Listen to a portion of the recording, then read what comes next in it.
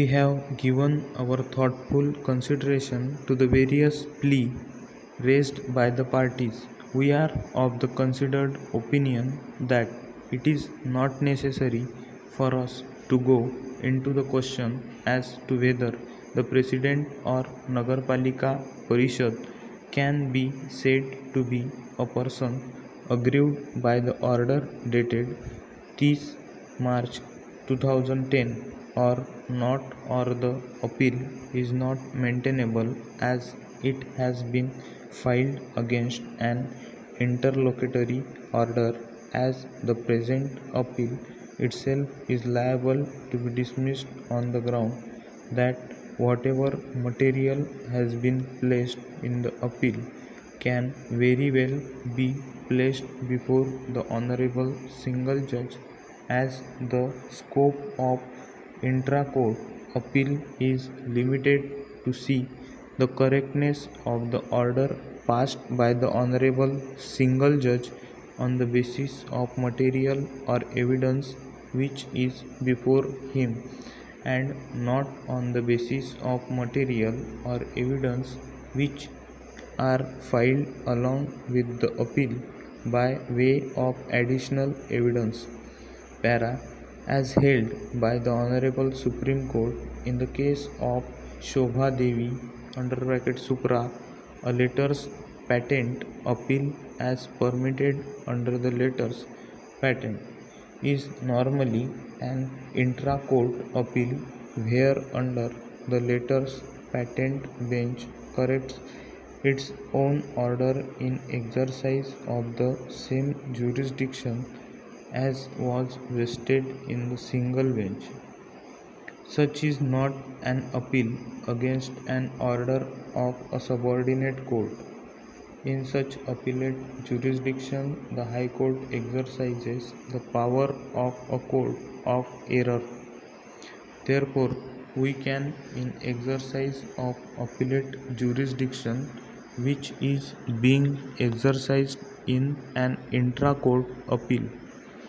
correct errors in the order of the learned single judge on the basis of material which was on record before the learned single judge, and not on such documents or material which have not been placed before him. More so when the intra-court appeal is against an ex parte interim order passed by the learned single judge. Para. It is true that in an intra-court appeal additional evidence can be filed. In the case of Ram Prasad (Supra), a division bench of this court has held that though the provisions of Code of Civil Procedure are not applicable to writ proceedings, the provisions contained in Rule 27 of Order XX of Civil Procedure Code may be considered as general principle for admission of additional evidence in writ appeal. However, this remedy is not available in all situations. It may be available where the learned single judge has decided the writ petition, after which he becomes functus officio except having the powers of review, and therefore in such an eventuality the only remedy available to the aggrieved person is to bring on record the documents by way of additional evidence after satisfying the requirements provided under Order 41, Rule 27 of the Code of Civil Procedure. However, in case where an intra-court appeal has been filed against an